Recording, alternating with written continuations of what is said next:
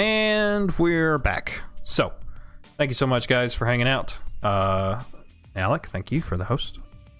And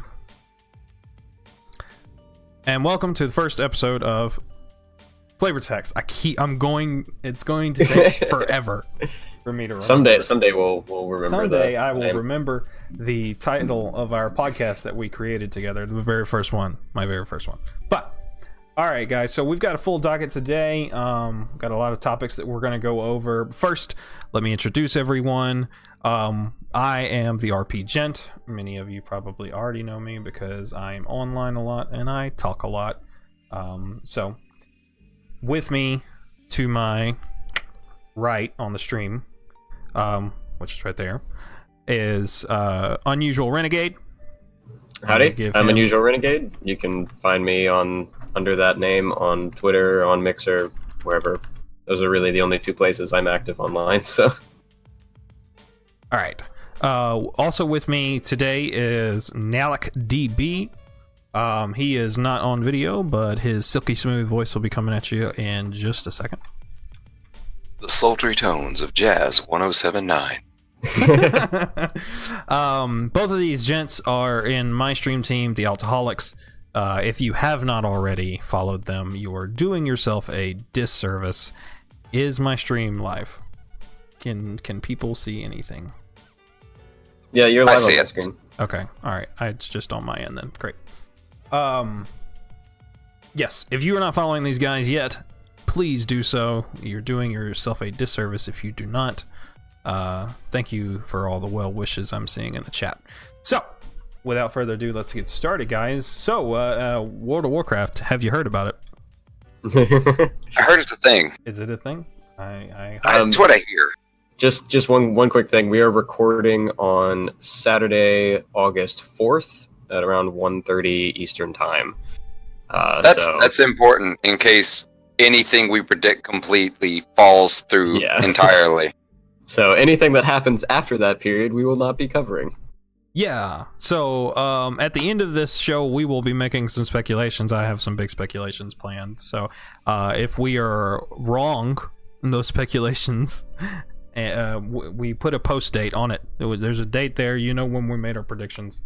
So it's not our fault. We're just trying to figure out what's going on. I've already been spectacularly bad with one of my predictions. I really want to hear it. I really want to hear it, but he won't tell me. We'll talk about it in the speculation. And I wasn't alone in this idea, but it just they didn't go that route. Guys, also if you're in the chat, let me know if the levels are good. I mean, this is a completely new scene and everything, so I want to make sure everything's right. But so first up, we are going to talk about what's been going on the in game, like not just the cinematics that have been going on. Obviously, we will get to those. Hey, kitty. But we will be talking about the War of Thorns, which has been what we've all been enjoying these past 2 weeks. Also, we will be covering Before the Storm. I think Ren's got some stuff to talk to us about that came about in Before the Storm. Yeah, there are a couple little things in Before the Storm that are particularly important to the current events that are going on in game with the War of Thorns. And there are also a couple of things in the 2 novellas that came out with the special edition of Battle for Azeroth, which are Elegy and A Good War are the name of the 2 novellas, which supposedly will be made available to the public online for free soon. I don't know when Blizzard is planning on doing that, but if you are interested in getting into the deeper lore and some of the stuff that isn't portrayed in-game, I would suggest taking a look at that once they become available. So if you haven't heard, Battle for Azeroth is coming out in less than 2 weeks. The Horde and Alliance are at it again. They're veering toward all-out war, as has been done in the past. So we got to enjoy, in this pre-patch, some story content that ended in the tragic burning of Teldrassil. So, guys, how was your experience with War of Thorns?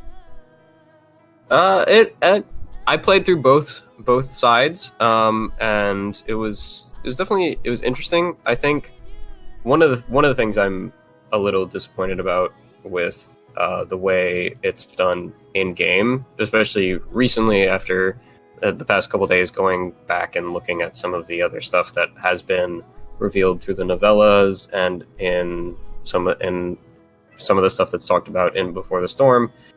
I'm kind of just disappointed that a lot of that didn't wind up in game. It felt like the stuff that happened in game was really lacking, and that there was so much going on behind the scenes that we should have known about as players, but instead of that being presented to us in game, we have to go look through these novellas for that information. Okay, so like what? I mean, you are aware of some of the things going on in the novellas. What were you disappointed about? Because that's what we talked about a little bit off screen. You were on. Well, one of the biggest things is the novellas go a lot further in delving into the reasons behind the war and Sylvanas' sort of motivations for doing what she does. And I've noticed that, like, a lot of people have been calling out Sylvanas for being evil and her actions being not morally gray, as Blizzard has been talking about. But if you've been playing Horde for a long time and you've played through a lot of the Horde questlines, you know that this is not much new for Sylvanas. Oh yeah, I didn't think it was new. Now, like, how was your War of Thorns experience? First of all, can we talk about the title, War of Thorns, being a little derivative?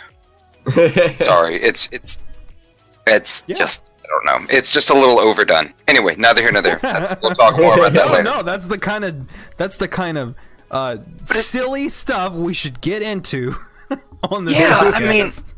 I mean, come on, War of Thorns. Was there nothing more original that they could come up with for the title of that?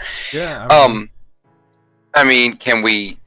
I don't know. Make more allusions to the War of Roses? Have we not talked about that war we talked about it ad nauseum in simile, in metaphor, George R. Martin's done it, Tolkien's done it, now WoW is doing it. George R. Martin's still doing it? Yeah, he's still doing it. Well, he claims he's still doing it. Let's not even go down that road.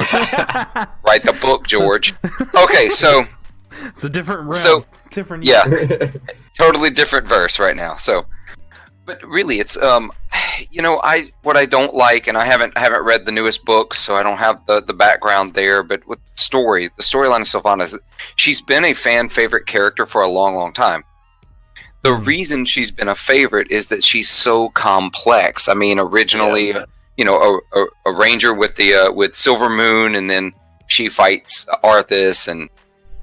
Obviously loses, gets turned into a banshee, then she frees the Forsaken and, finds a home for them. They originally try to join the Alliance because most of them used to be humans. Right.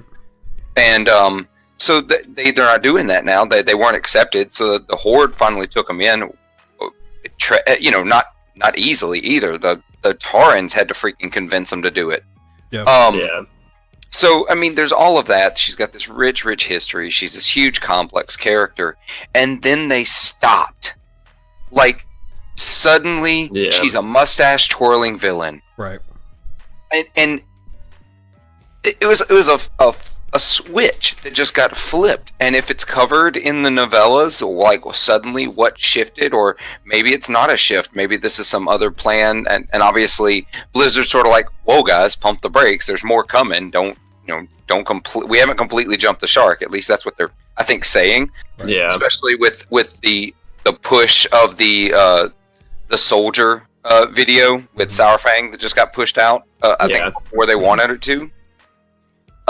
So, and playing in the game, it's like, I don't know. It feels very, to me, forced. It doesn't feel natural. Yeah. I'm with that voice of the WoW players that think this storyline's coming on just a little, heavy ham-fisted. Yeah. I agree. She literally just, the way it came, and we'll get to this in the cinematic when we talk about Warbringers, but everybody kept telling me, "Oh, she's just misunderstood." I was like, Not really. This is not the best writing for a villain. I felt like one of the biggest issues with it was they did a really poor job of like portraying her motivations in game. Right. Like if you go through and you like dig through some of the like previous storylines and some of the stuff that's in the novellas and stuff, like it gives a little more context to her motivations, but that's like none of that is portrayed in the storyline that you actually play through in the pre-patch event, right. Which I think is probably the biggest failing, and that's why so many people are confused about why she's doing this and all that sort of stuff. I'm messing with stuff. Hold on a second. Well, and I think it's definitely sort of veiled the whole, the Azerite story about the it being something they want to make sure that they control, where it goes and the transport and the shipment, and they don't want the Alliance getting their hands on it. Yeah. That part I totally get. Yeah. And that part I think actually, maybe it wasn't highlighted as much as it could have, considering how important they act like it is. Yeah. And so that made sense. Okay, you need to control Teldrassil. That's the number one access point for the Alliance to this resource. That's just good tactical maneuvering. Yeah. There's nothing evil there. It's ruthless. That's military. It's ruthless. Yeah, I understand that. It's the end, the turn, the burning of the tree. An elf said some things that hurt your feelings, so you burned a bunch of innocent people. Yeah, it's petty. Yeah. Yeah, it's kind of strange, weird, because the Warbringers animatic that they released portrays that decision as very hot-headed and very emotional, but there's like some other information that's given in other sources that make it seem like it was a tactical decision by her, which, like, if that's the route that Blizzard wants to go, and then why isn't that what's happening in game? Right. And why are we getting this vision in game of her being a very hot-headed, emotional leader that maybe she's not? Yeah. So of what you know from the other sources, like the novellas or wherever, what are Sylvanas' other motivations beyond Azerite? Like she needs the Azerite. Okay. She understands that. Yeah. Let's dive into that. So one of the first things that's portrayed that's talked about in Before the Storm that isn't really addressed in game is that Azerite is really a big deal, and what it does is, like, when you hold it makes you smarter. It gives you it gives you these strategies and these ideas that you wouldn't think of normally. Like, if you've played through the Goblin starting area, they have this thing that's like Kajamite or whatever that sort of does a similar thing, that like they turn it into drinks that when you drink it makes you smarter. But Azerite is like that, but on a whole nother level. Okay. So there's a moment in the book where when Gallywix hands it to Sylvanas, she holds it in her hand and like her brain gives her these visions of her as this like avatar of death, like taking over cities and becoming this true ruler of like the world, sort of thing. And so that's something that's really not addressed in game, is how big of a deal Azerite is, because like through the in-game stuff, it's like, okay, there's this mineral that we found that's new that we can apparently make big weapons out of, and that's like all you get from the in-game. Yeah, it's a mulligan. I mean, like this is your thing you're gonna collect, plebs. Yeah, exactly. Yeah. This is your new artifact power. Right. Yeah, it's like, with what they're building it up as in other sources is like, well, then why don't we hear about that in game? Right. So yeah, I had no idea about the sort of enhancement of like internal, like, obviously some things will increase your intelligence in game. That's what gear does. But as like this mystical property of Azerite, I had no idea about that. So essentially, Azerite is portrayed as more important than we have led to believe, even in the novels and stuff. Okay, Yeah. I'm on board. And as for Sylvanas' motivations for the war, a lot of it has to do with the events of the Stormheim questline in Legion. Right. Yes. And So- the actions of Gen Greymane. Yeah, so in Stormheim, the Worgen and the Forsaken come to blows pretty hardcore. We kill Gen Greymane's son. Is it in the storyline or is that before? No, that's actually That's- in the Worgen starting zone. in the Worgen In the starting Worgen zone. starting zone. But Okay. that's good background because that's Gen's motivation. Yeah, that's why is Gen grudge hates against- Sylvanas. Yeah. Sylvanas killed Gen's son. Not just we, not the Horde, not the Forsaken. Sylvanas. Right. Yeah. So in Legion, in Stormheim, Sylvanas is on this quest to enslave the Valkyr. Aer, yeah. The Aer. Okay, yeah. Aer. So, What? Aer. Aer, if as I understand, actually is the one who controls ascendants to Valkyr. so she can and- create more. Yes. Which- And Sylvanas is essentially immortal as long as she has, what I've been led to believe is correct, and I may have the terminology wrong, but basically she sacrifices Valkyr to come back when she Right. dies. She's died in the I past, didn't know that. but every time she dies, it takes more and more sacrifice to come back. Well, if she enslaves Aer, she has an endless supply of Valkyr. Hmm. She's essentially immortal. She's hunting immortality. And that's Yeah. why when Gen smashes the lantern that she's using to enslave Aer, he says, "You stole my future, now I've taken yours." Yeah. So Sylvanas is not very happy. Yeah. Right. And okay, so there's this new, like, I'm going to cover a couple of tangents real quick. There's a new thing that you can read that where Sylvanas talks about the attack Gen launched against her. The speculation is he never got authorization to launch Yeah. that attack. That that was was the big thing. unprovoked. It was Anduin didn't write off on it. He went rogue. I mean, he's a rogue, so. But I mean, he went completely rogue, and that's a big deal. But I want to back up just a touch because it fits right here. The prediction that I had that was completely way off base. Yeah, go ahead. So I actually predicted the way the storyline played out, and for what it's worth, I did not play the beta or the alpha. I had invites to both, and I'm sorry, I don't play the. I let somebody else fix the problem. Right. I don't want to be frustrated. The Yeah. release game frustrates me enough. So, I actually speculated that the tree would burn. I mean, everybody knew that was coming, but I thought maybe the reason it burned would be a little more shrouded.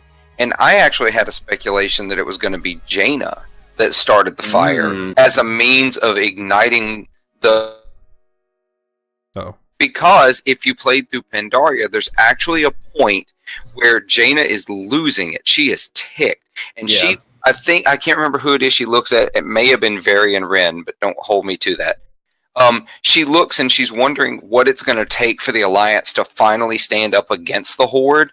And she says, what happens when they burn down the World Tree? Are you going to stand aside then? Yeah. I mean, she specifically says, what are you going to do when they burn down Teldrassil? Right. And so I thought, hey, she's just following through on her word. Now I wondered, does she have some kind of prophecy we didn't know about? Yeah. Yeah. It could be. It's an interesting insight.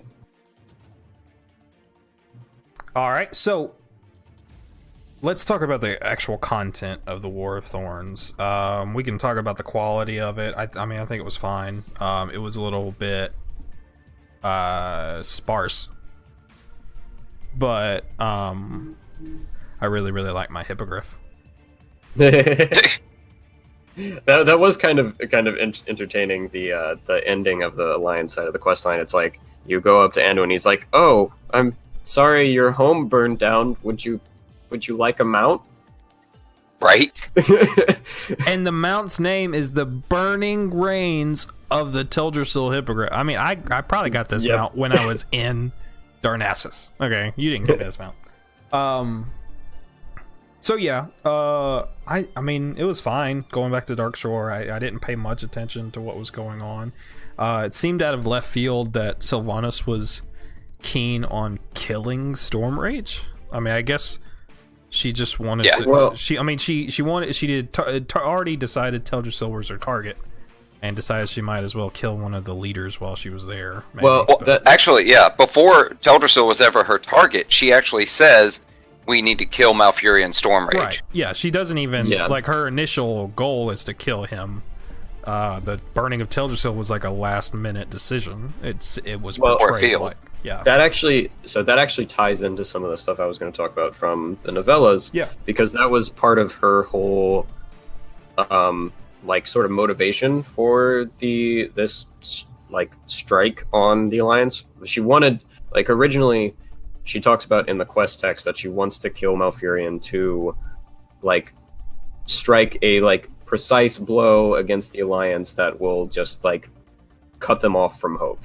Like, we'll just like cut off all hope from them and basically end the war before it starts. Which obviously winds up backfiring because the Alliance is all like, okay, they burned down Teldrassil, now we have to take the fight to them, sort of thing. But anyway,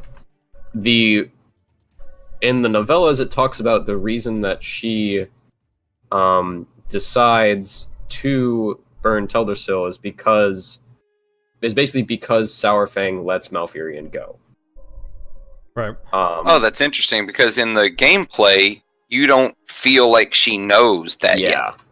Yeah. In the novellas, it is made very clear that she knows that Sourfang let Malfurion go, and so that combined with the whole speech that she gets from the elf in the Warbringers animatic, she decides that, okay, we didn't kill Malfurion, so we haven't struck that blow to the Alliance. Right, so see, that I makes have to sense do now. something else instead. And so she decides to burn down the World Tree. And the name of the elf who gives the speech at the end, it's left me right now. I should have written it down. I think. So yeah, something like that. The fact that she used the words "you can't kill hope," and so now that all starts to tie together. I didn't even catch it the first time around. Yeah. She did. She says it in the quest text, because I was reading it out loud on stream. We have to strike. We have to, kill their hope.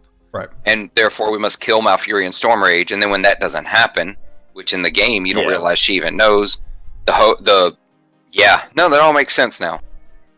Yeah, it does make more sense. I wish they had mentioned it somewhere. Well, I mean, and we think about this because it's been almost a week since Burning of Teldrassil happened, and Warbringers came out, but like I guess they really haven't had a chance to provide that information in the way that they wanted to. So I guess it's okay, but it would have been nice to know. I've agonized for almost a week. It is like finding this information in like a source that's only made available to people who pre-ordered the special edition is like, okay, well, why is this in there and not in game? This seems like pretty important information. Right. Okay. What's up? Let's see.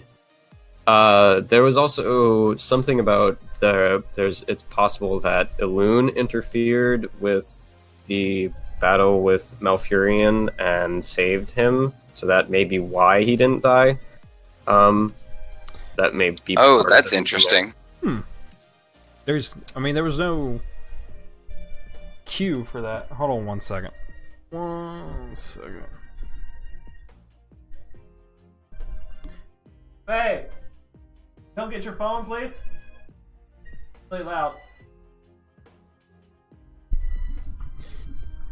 Sorry. Alright. Okay. So, where was I? Yeah, there was no there was no visual cue to indicate that, because like when Elune interferes, you notice, because in Legion she interfered a great deal with Sarah. So I don't know. Maybe there is something to that. There was the moment when when Tyrande showed up and like there was like the beam of moonlight on top of Malfurion, but that was like because it wasn't really clear if that was Tyranda's doing or sort of assume it was Tyrande because she was obviously there to rescue him. But but it may not have been. May not have been. That's interesting. That's an interesting view on. Yeah, being a priestess. Yeah. Okay. And there's also another moment where Elune interferes when all of the priestesses of the moon are trying to evacuate Teldrassil. Right. They pray to Elune, and she like puts them all to sleep so they don't have to feel the pain of being burned alive. So. Yeah. Holy crap! They straight up stayed behind. They did die. Yeah. Yeah. Okay. So, where do the Night Elves go from here? So, in that vein, where do the Night Elves go from here? This is a small aside. What happens to the Battleground Warsong Gulch next expansion? Are we just going to continue to play Capture the Flag like none of this ever happened? That's a good question. That whole region has been ravaged. Nothing where that battleground takes place is the same. Are we just going to keep doing this? I think so. I mean, like a lot of the. A lot of the battlegrounds still feel like they take place in the past. Yeah. Yeah, you're right. I kind of doubt Blizzard will do anything to change that because it's such an iconic battleground. Yeah. They might maybe change the textures of it or something. Make it. All is there going to be a burning tree in the background? Just something aesthetic. Yeah. Yeah. Because I mean, obviously, Darnassus and Darkshore aren't changed at all. If you start as a night elf, I mean, That's true. You're gonna go through the basic Teldrassil. Yeah, I've been leveling a night elf on a RP server, so nothing's different. It's post Cataclysm. Right. Darkshore. All right. Does anybody else have anything else they want to say about War of Thorns? I think I'm all right there. I'm with Renegade and you. I think both of you said it. I feel like it was. I don't know. It was light. I mean, this big catastrophic event occurs, but at the same time, like our participation in it felt like very minimal. I don't know. Yeah. What did we do? 12 quests? Yeah, and that okay. So especially. That's worth mentioning because, like, when I saw the cinematic before I played the second part of Teldrassil, or War of Thorns, I didn't want to log into my Horde character because I was afraid of what role my character was going to play in that burning. And then you find out, it's literally they just play the Warbringer cinematic. Yeah. I was like, okay, well, I don't feel guilty, but still, I wish there was more for me to do. Yeah, it really felt like, at least on the Alliance side, you had a quest where, like, okay, you react to the burning, you have that extra you have to quest. Save all of these. Although I only saved one I didn't get the mechanics of it. I totally I saved one person. But still, like, the Alliance had something to do that was, like, in response to this, whereas the Horde, it's like, okay, we watch the cinematic, and then we're, like, sitting there like, okay, now what? It's done. Here's your mount. Yeah. Thanks for helping me destroy a civilization. Yeah. One more thing I think I will say on the novellas is that apparently something that's interesting is that it portrays like the Horde forces as a whole, like the rank and file seem to be on board with this war against the Alliance because a lot of them have grudges against the Alliance and are excited to be fighting against them because there are things like the internment camps for the orcs that people still hold grudges over, and all of and a lot of other stuff that the Alliance have done that have been particularly, hurtful towards the Horde that a lot of those rank and file members still remember. Yeah. And and that's something that doesn't really come across in game because we don't really interact with the rank and file of the Horde very often. But according to those novellas, it's something that the general populace of the Horde are very on board with. Yeah, I'm more of an Alliance guy at heart, apparently. I've been maining for months. All right, so we're gonna move on to the Warbringers videos. First of which Nalik is very excited about because he loves him some Jaina Proudmoore. So I love some Jaina Proudmoore. in order to prep for that, we're gonna play like 30 seconds of the Warbringers video. So, bye.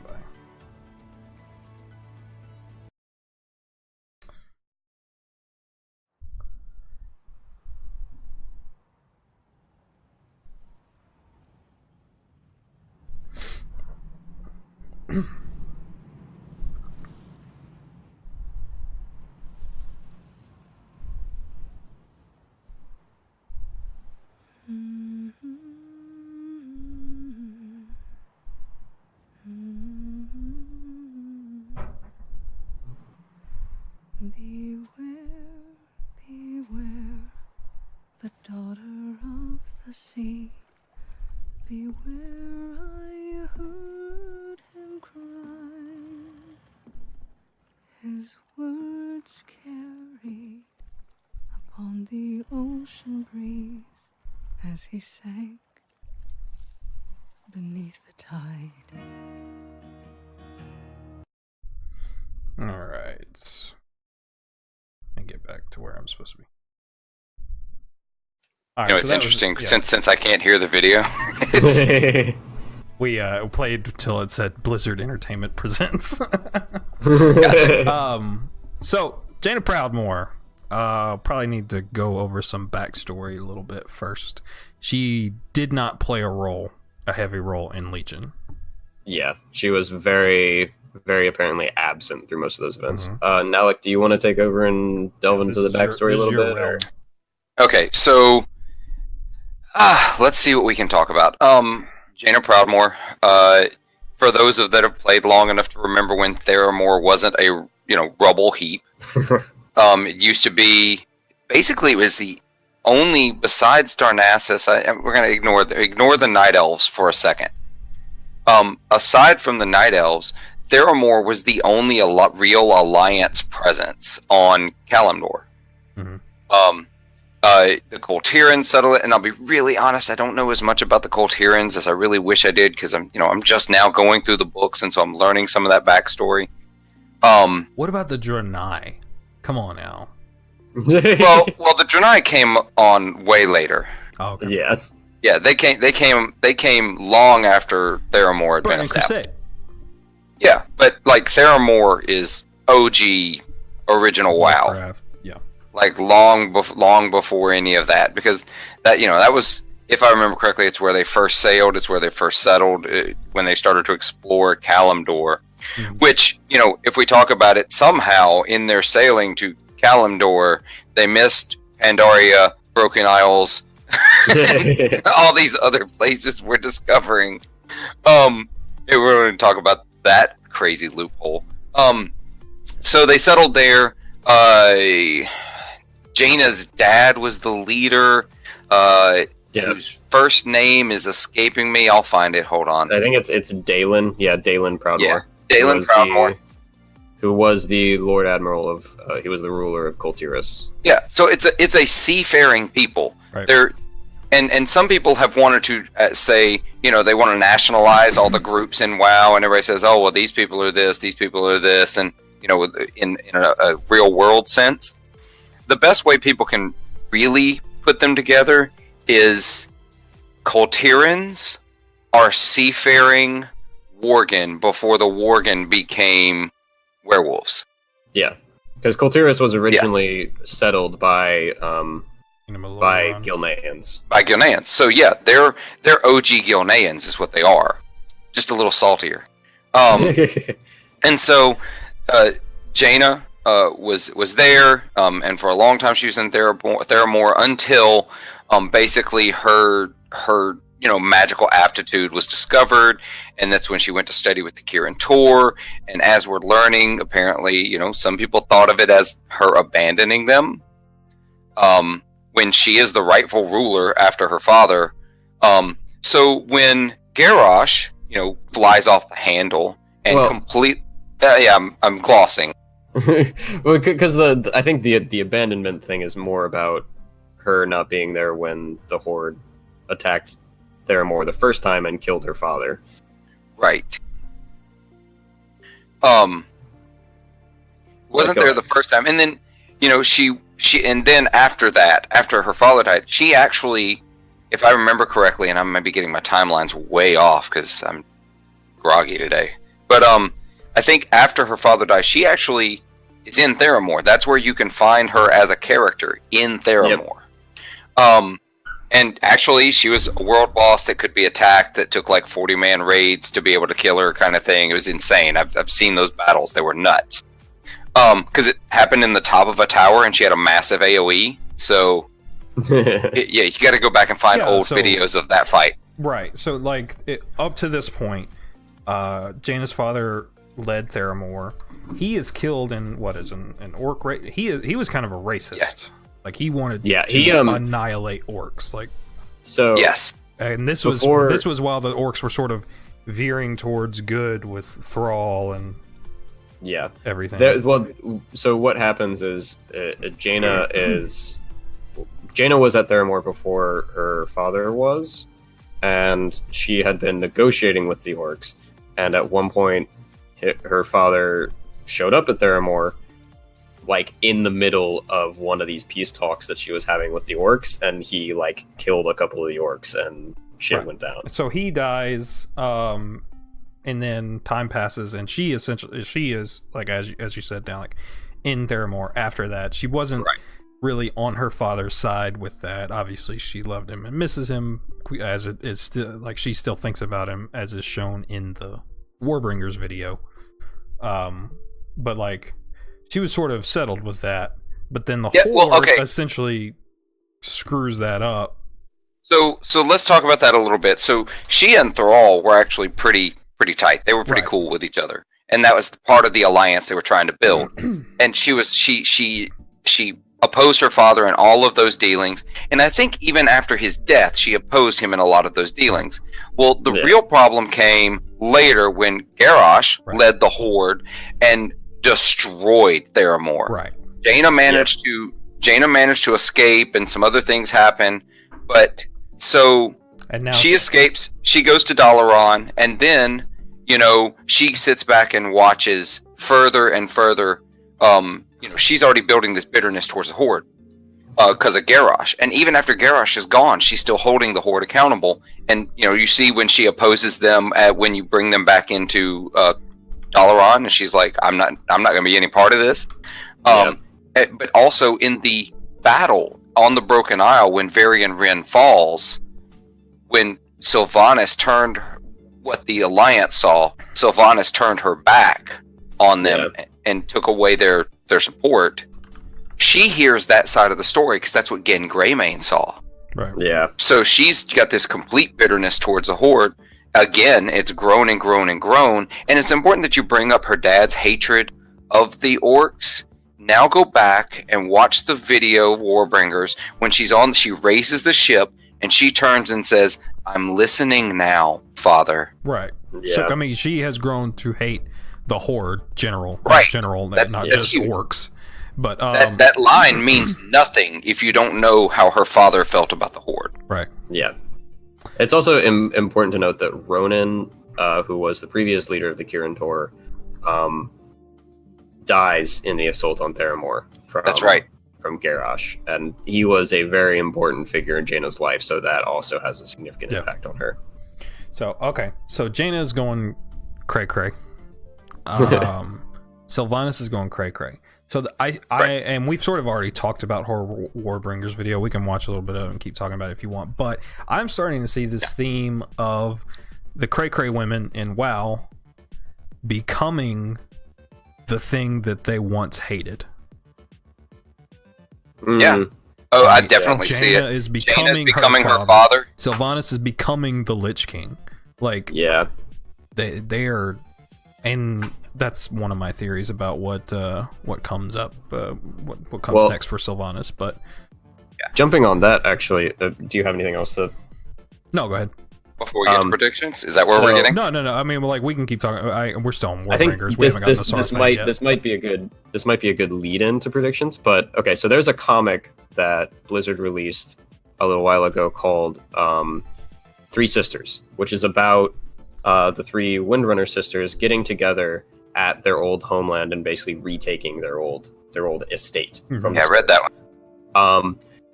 There's a very interesting moment because this is after Illyria has already done all of her Void stuff, so she is getting whispers from the Void throughout this comic, and there's a very interesting moment where when she first sees Sylvanas, the Void is scared of Sylvanas and sees Sylvanas as a threat, which has some very interesting implications for what the Void knows about Sylvanas and what Sylvanas might be doing. Right, because what the future. heck scares a force that essentially wants to do away with everything?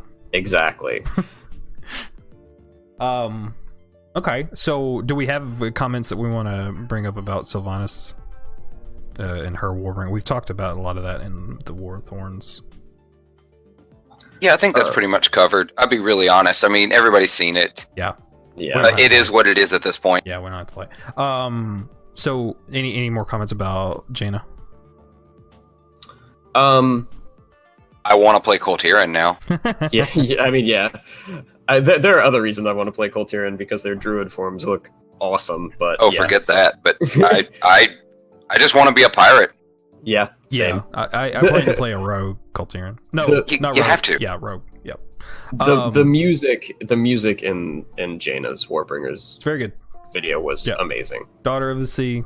It sent me on a week and a half binge of sea shanties. So So good. Sea I was- shanties rock. I was a little disappointed that Sylvanas' Warbringers video didn't have music in it, but They set Oh, a well. precedent. Like, this is what you got to do every time now.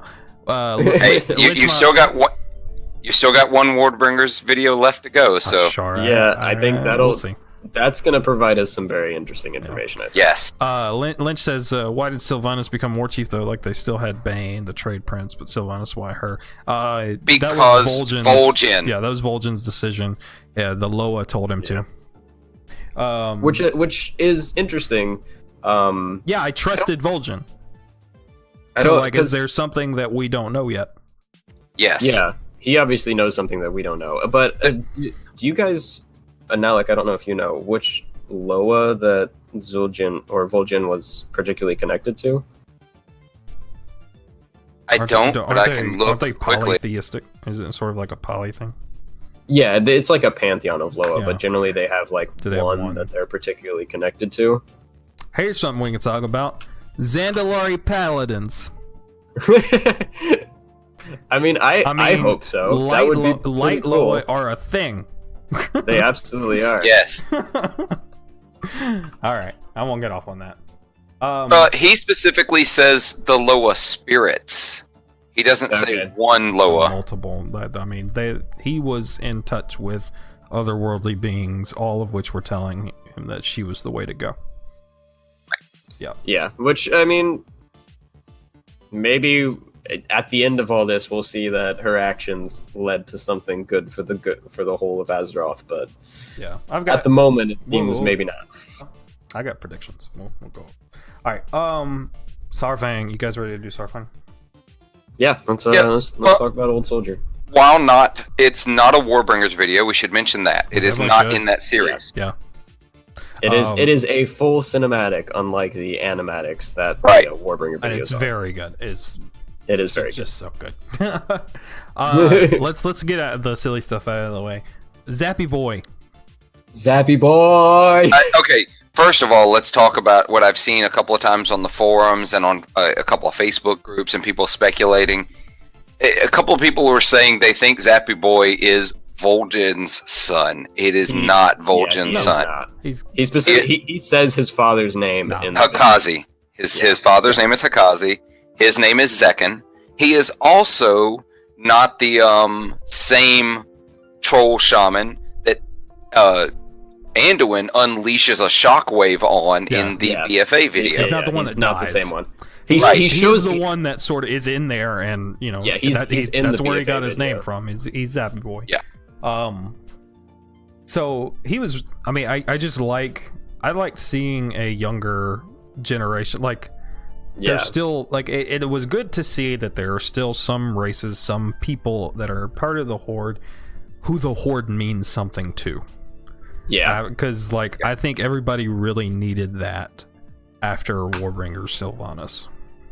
Yeah, the Old Soldier definitely echoed a lot of the feelings that a lot of Horde players had after the Warbringers video, and I think it really restored a lot of people's hope in, you know, the Horde and what the Horde will end up being in Battle for Azeroth. Yeah.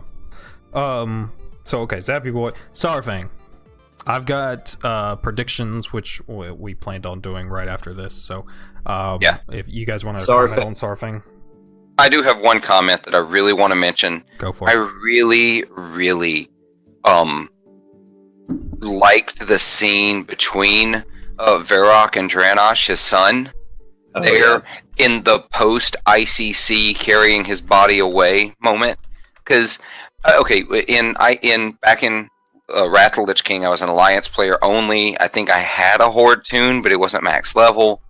And so I didn't know the Saurfang storyline. I didn't really know anything about it. But there's that moment on the wall where Varian and Jaina are there, and they let Varrock take the body of his son away. That scene's always kind of stuck with me. Maybe because the RP took forever, but whatever. It was such a powerful moment, though. Yeah, and so I really like that they finally wrapped that up for me. Like, I know what happened after that now. Okay. In game, I didn't have to read a novel. I didn't have to read, any. Yeah. I don't even know if it's ever covered, but I really like that moment. For anyone who doesn't know, Varrock's son Dranosh Saurfang was the leader of the Horde forces in Dragonblight in Wrath of the Lich King, and he was killed in the events of the Wrathgate, where Putricide basically threw Blight on both the Alliance and Horde forces when they were assaulting the Lich King. And then afterwards, he was raised by the Lich King and made a raid boss in Icecrown Citadel. And then named Deathbringer Saurfang. Yeah. And then when you kill him, both the Alliance and Horde forces are there, and in a surprising act, Varian allows Varrock to take the body of his son away. So, yeah, because most of the Alliance upper echelon still have honor. Well, since we're while we're talking Bay and Jaina's there, and she actually starts to cry when Varian makes that move, and Varian says, "Why are you crying?" And she says, "Because I'm proud of my king." It's like she liked the compassion towards the Horde in that moment. Yeah, so just to show how far she's transitioned. Yeah, again, it just shows how much she's changed. Yeah, how much she's been through, and I understand it. Sylvanas, I still don't understand. Okay, we understand you were killed before your time, and you really hate the Lich King, but wouldn't that mean you hate other undead? I mean, what's your beef with the living? I mean, look, come on. I'm gonna and I know we're trying to move fast if we're trying to get to predictions, but I need to bring this up because I need to voice what a lot of people have shared their frustration. Who the heck goes into a knee slide melee range against the Lich King when you're a freaking ranger? Yeah, I saw some you're a marksman hunter. I saw some comments while another streamer was watching the video, and he's like, "That was a rookie move. She should have stayed range. She was going up against somebody in plate."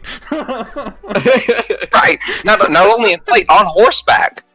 Yeah. It's like you're a marksman hunter and you gave up your range advantage to do a cool power slide against the Death Knight. It just doesn't make any a mounted Death Knight. We won't even talk about the tactical warfare nature of cavalry versus ground unit. Yeah, I mean it's meant to be symbolic, but just funny. Okay, so honestly, she deserves anything that happened to her at that moment for that move. All right, predictions. Does anybody have any real big predictions for what's coming in BfA? I have some interesting speculations based on what Sylvanas is doing and all of that. So, based on what Sylvanas is doing, what she sort of saw in the power of the Azerite, and what the Void whispers to Illyria in the comic, I think it may be possible that Sylvanas winds up killing an old god. Whether that happens or not, who knows? Maybe she's doing it in search of immortality, who knows? But the fact that the Void is so terrified of her leads me to believe that she's going to do something that is extremely detrimental to them. I never consider that. She may be aware that the old gods are about to come back and is just making plans. I don't know. I don't understand how killing Hope during that fixes that problem, but, you know. Yeah. Now... A lot of my predictions actually have to do with the boss Il'gynoth in the Emerald Nightmare. Okay. I want to talk about a couple of the things he whispers in that fight. Some have happened, some haven't, and some we still don't know exactly what it's going to mean. So I'm going to talk about the random. Like, he has all the things he says when you're in the fight, but he has some random things he says that have nothing to do with the fight.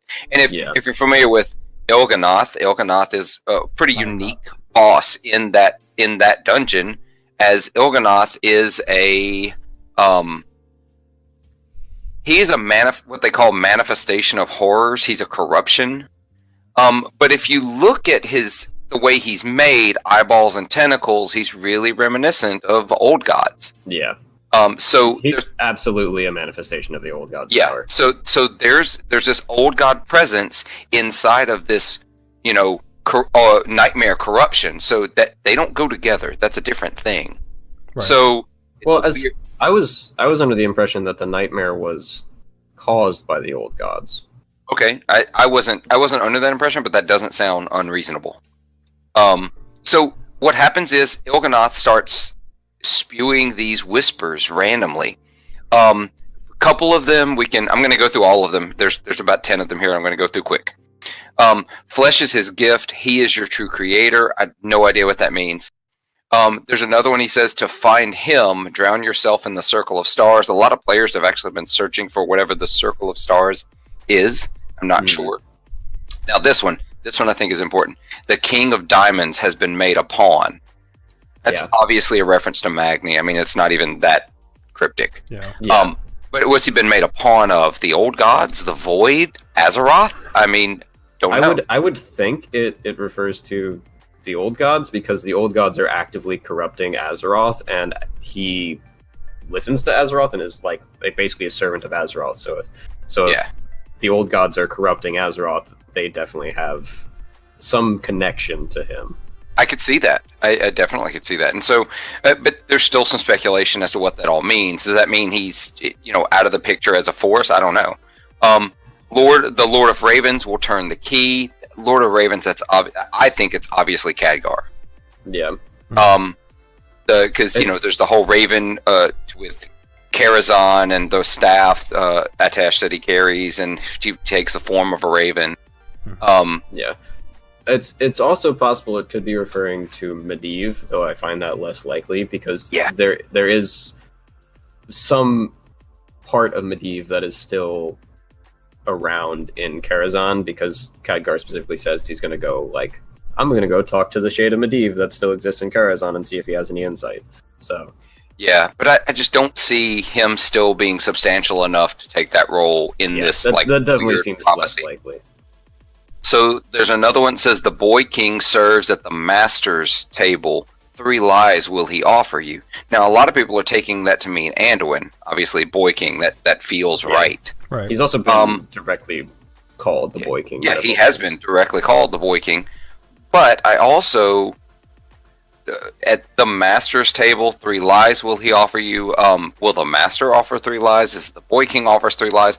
And I think important to note throughout this entire expansion, we've completely lost track of Rathian. Yeah, that's a good point. Who is Rathian? Rathian is Deathwing's son. Yeah, like a dragon. He's one of the 2 surviving uncorrupted black dragons. Gotcha. Him and Ebonhorn. That's it. We haven't heard from him since. And we just discovered Ebonhorn even exists. Mm-hmm. So Rathian doesn't know Ebonhorn exists, and Ebonhorn may not know Rathian exists. Rathian played a part in Mists of Pandaria, and he's been around, but he sort of disappeared, laying low for a little bit. But he's ultra powerful, not necessarily evil, unless he's corrupted. Yeah, he is definitely a neutral player that has only been working towards his own goals. So I hope he shows up in Battle for Azeroth because I really want to see more about him because he's just been dropped since Mr. Pandaria pretty much. I don't even care what capacity.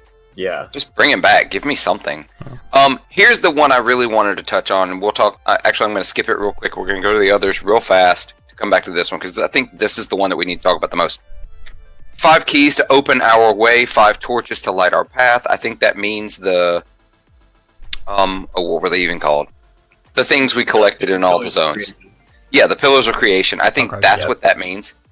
And then the next one is, at the hour of her third death, she will usher in our coming. Some people are thinking that's Sylvanas. I don't think that's Sylvanas. She's died way more than 3 times. Mm-hmm. So I still haven't figured it out. Read it again. It says, at the hour of her third death, she will usher in our coming. I think it could mean. I think there's a couple of people it could mean. I think Illyria is possible. Mm-hmm. If you think of when she disappeared as a figurative death. Yeah. Because and everybody then assumed them dead. And then when she took on the void as maybe a death, I don't know. I'm really stretching here, but I think there's. Sorry, go ahead. Here's the one that came to me today that I'm actually starting to put my stock in. Chromie. Really? Yeah. It just struck me today. Nobody said it. I haven't heard it anywhere. But I mean, we even have a scenario, the many deaths of Chromie or something along that. Yeah. I don't know. I have nothing to really base that on. I think that would be interesting if the death of a major player in the is the Bronze Dragonflight, dies, ushering in the old gods. I don't know. Interesting. Yeah, that interesting. I think there's a lot of stock that you can put into it being Illyria though. Especially because I think there's at one point she mentions that she knows she's going to eventually fall to the void.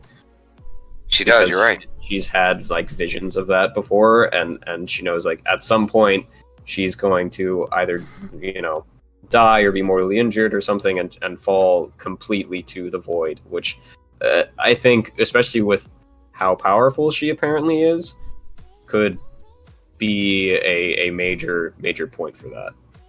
I agree. So these last 2 I'm going to just gloss over because I think there's a lot here that we can come back to, especially as things start happening. Yeah. There's another one that says, from the earth he draws strength, our earth, our strength. And it also says, its surface blazes bright, masking shadows below. I think that's Azeroth. It's just the shadows are below Azeroth in the heart. I've noticed a lot of people talk about that one possibly being Teldrassil. Yeah. But I don't know how much stock there is in that. Yeah.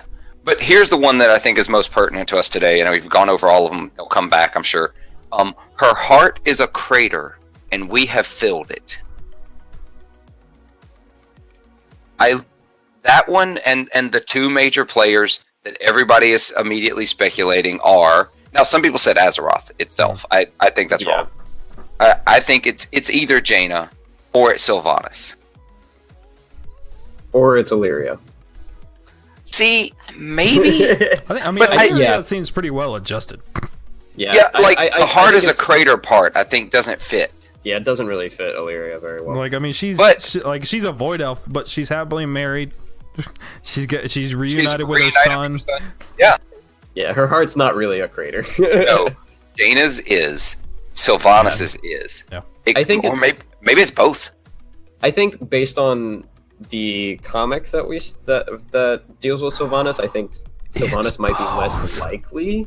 Okay, so I mean, you can only... Alright, so the saying means both, but he is addressing either Alliance or Horde. So he's saying to the Alliance, Jaina's heart is a crater. And he's saying to the Horde, Sylvanas' heart is a crater. I think one or both of them have been... They're I don't know, they're I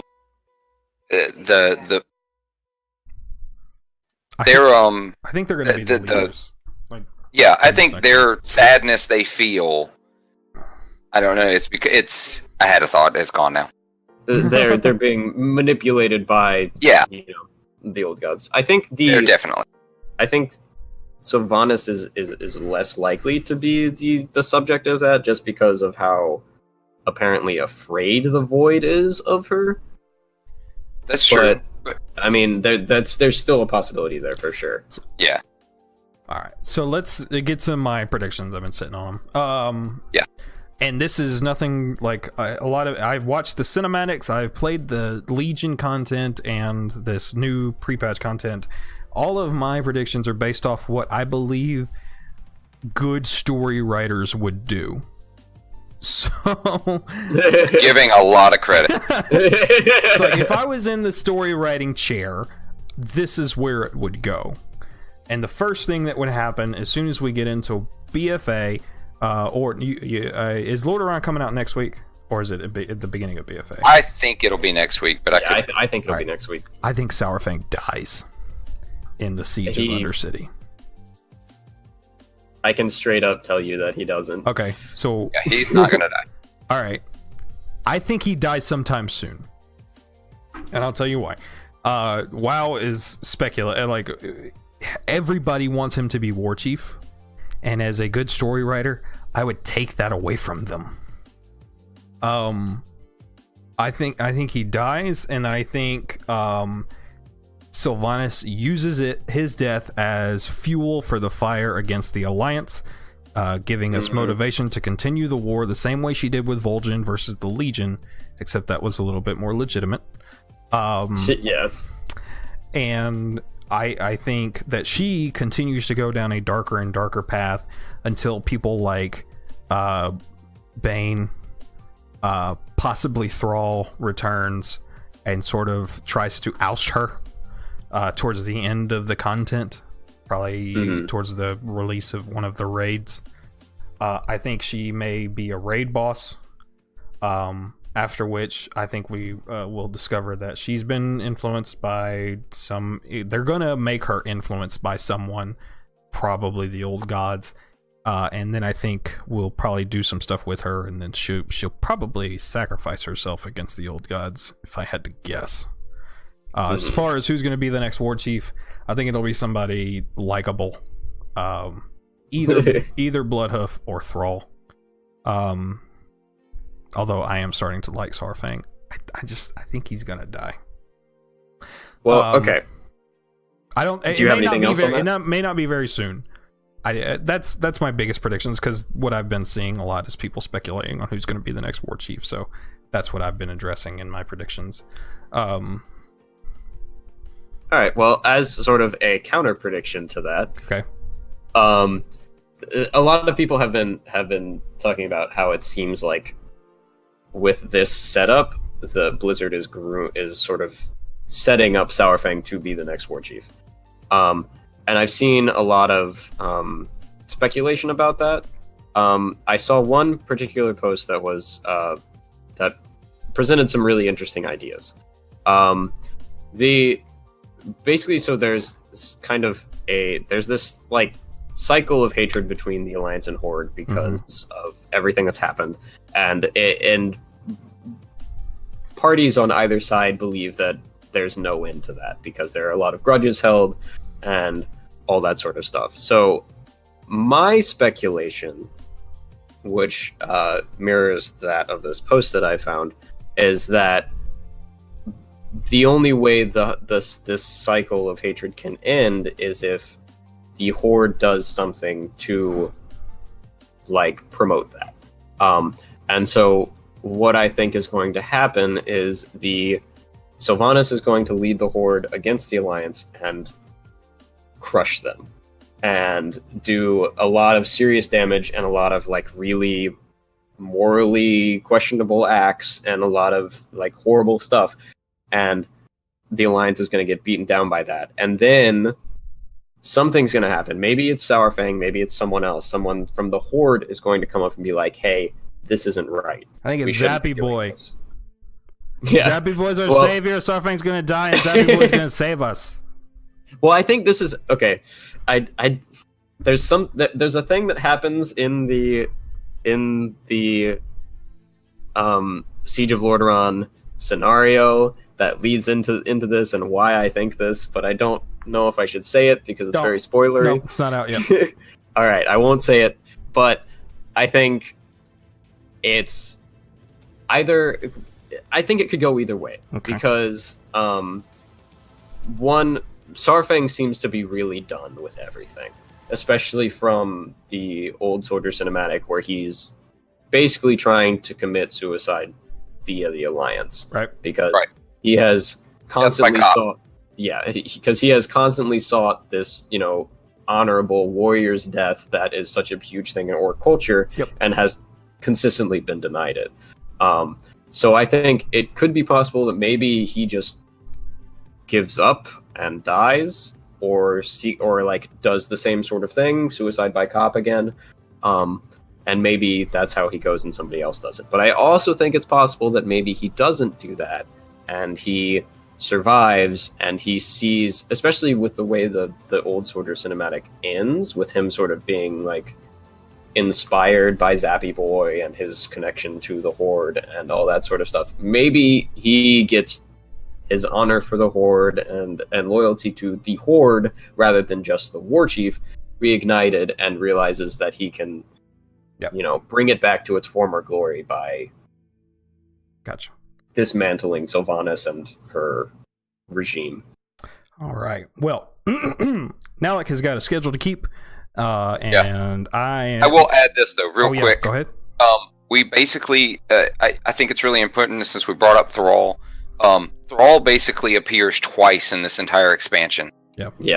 He appears in the enhancement shaman storyline, or in the shaman storyline, but specifically in the enhancement. You're talking about Legion, right? Legion. He gives you Doomhammer because he says that the elements have stopped responding to him at least the same way ever since he killed Garrosh, and he shows up again, and this is where I find it very interesting because Thrall, ever since he gave up the War Chief mantle, has been sort of neutral. He's been neutral. Yeah, he's been trying to avoid going back into it. When you get to a certain rank of prestige, and if I thought about this, I'd have it in front of me as we say it. When you get to a certain rank of prestige, you're given a reward, and Thrall is part of the council that rewards you. Really? Yes. So he shows up to give you a PvP reward. Interesting. So I think it's subtle, it's small, but it's there. So I think really they're actually really pushing, because while you said, here's what I would do if I were the writers, you're writing for interesting storyline. If I'm writing for mass appeal, I bring Thrall back, because Thrall is a fan favorite, and I put him back in the mantle of War Chief. Oh, yeah. All right, guys, we're going to call it there. Same time next week, guys? You think? Maybe? Yeah, works for me. Yeah. All right. Around 1. Yeah. We will do this again next week, where we will talk about whatever goes on with the new content coming out, and probably the third Warbringers video and anything else they throw at us. So, thank you so much for tuning in, guys. I personally am going to go take a break, probably for half an hour to an hour, and then I will be back playing some more WoW. Anybody else doing anything stream-wise today or soon? Not today. I'm working on it. All right. I'm going to shout both of these gents out. Go follow Unusual Renegade and Nalik DB right now if you have not already. Shame on you. Go do it right now. And we will see you next time. Thanks, guys. Thanks for listening, everybody. Have a good one. Bye.